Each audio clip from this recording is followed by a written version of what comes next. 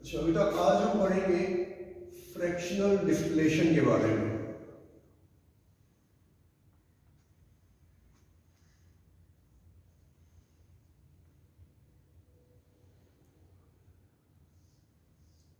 आप जानते हैं कि डिस्टिलेशन हम किसे कहते हैं। डिस्टिलेशन का मतलब होता है कि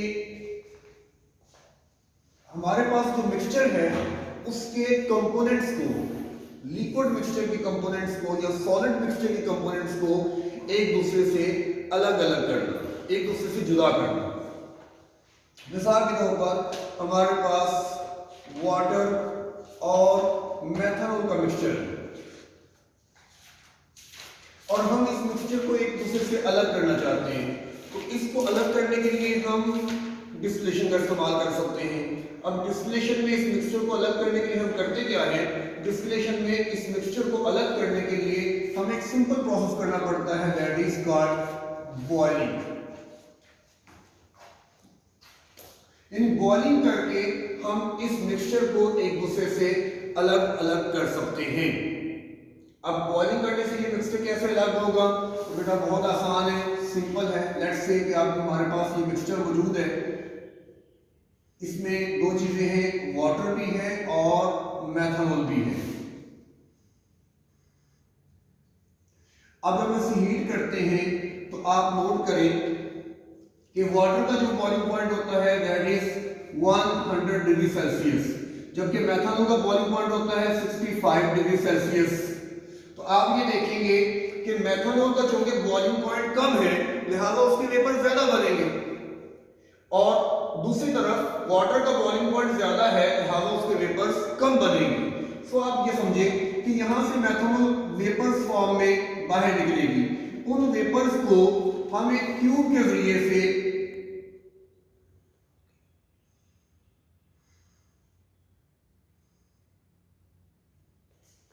एक दूसरी फ्लास्क के अंदर ले जाएंगे।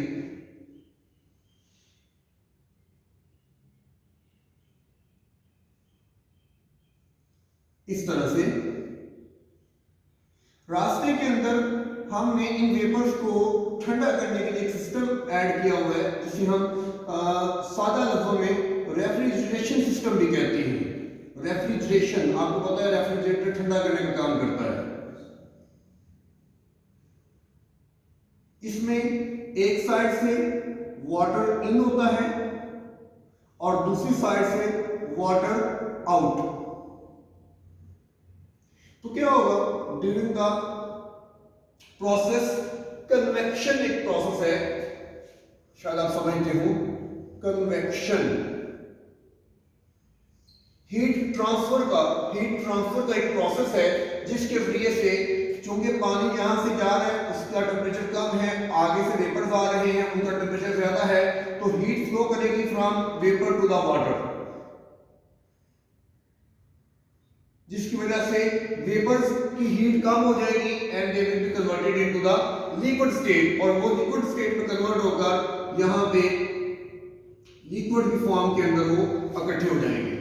So with the passage of time हम ये देखेंगे कि यहां से मेथनॉल के वेपर बनते जाएंगे और मेथनॉल जो है वो यहां पे आ जाएगी और यहां इस चैम्बर में जो है वो सिर्फ और सिर्फ वाटर बच जाएगा, मेथनॉल यहां पे इकट्ठी हो जाएगी।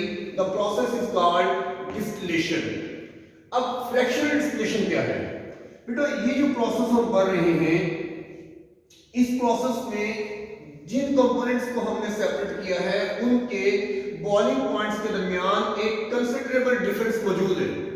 लेकिन अगर हम ये देखें, हमारे पास एक ऐसा मिक्सचर मौजूद है जिसके कंपोनेंट्स के दरमियान टेम्परेचर का बहुत कम फर्क है और आमतौर पर उसकी रेंज बताई जाती है 30 degree Celsius. Water plus ethanol, पानी का टेम्परेचर 100 डिग्री, एथेनॉल का टेम्परेचर 78 डिग्री, या मेथनॉल प्लस एसीटोन। मेथनॉल का होता है 65 डिग्री सेल्सियस, ऐसा एसीटोन का होता है 56 डिग्री सेल्सियस। तो आमतौर पर जब हमें इस तरह के मिक्सचर से पाला पड़ता है कि जहां पे वॉल्यूम के दरमियान बहुत कम डिफरेंस होता है तो वहां पे हमें फिर फ्रैक्शनल डिस्टिलेशन इस्तेमाल करनी पड़ती है।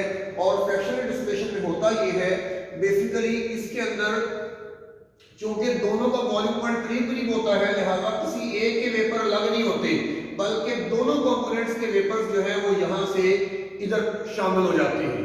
लेकिन इसका एक थोड़ा सा डिफरेंस क्रिएट हो जाता है, क्या कि जिस कंपोनेंट का वॉल्यूम पॉइंट कम है उसके ज्यादा वेपर बनेंगे और जिसका वॉल्यूम पॉइंट ज्यादा है उसके कम वेपर बनेंगे।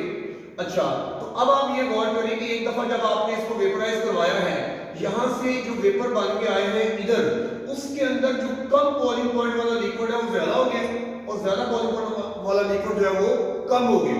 फिर इसकी दोबारा हम डिस्टिलेशन करेंगे, फिर उसकी दोबारा करेंगे और with the passage of time एक टाइम ऐसा आएगा कि जब जो कंपोनेंट डिस्टिल हो रहा है वो सिर्फ और सिर्फ एक कंपोनेंट होगा, उसमें दोनों कंपोनेंट मौजूद नहीं होंगे। फ्रैक्शन का लफ्जी मतलब क्या होता है? By part. फ्रैक्शन का लफ्जी मतलब बाय पार्ट, कि बार बार करना पड़ता है आपको। पहले थोड़ा सा हो गया, फिर थोड़ा सा और हो गया, फिर थोड़ा सा और हो गया, इस तरह ये जो प्रोसेस है ये चलता रहता है।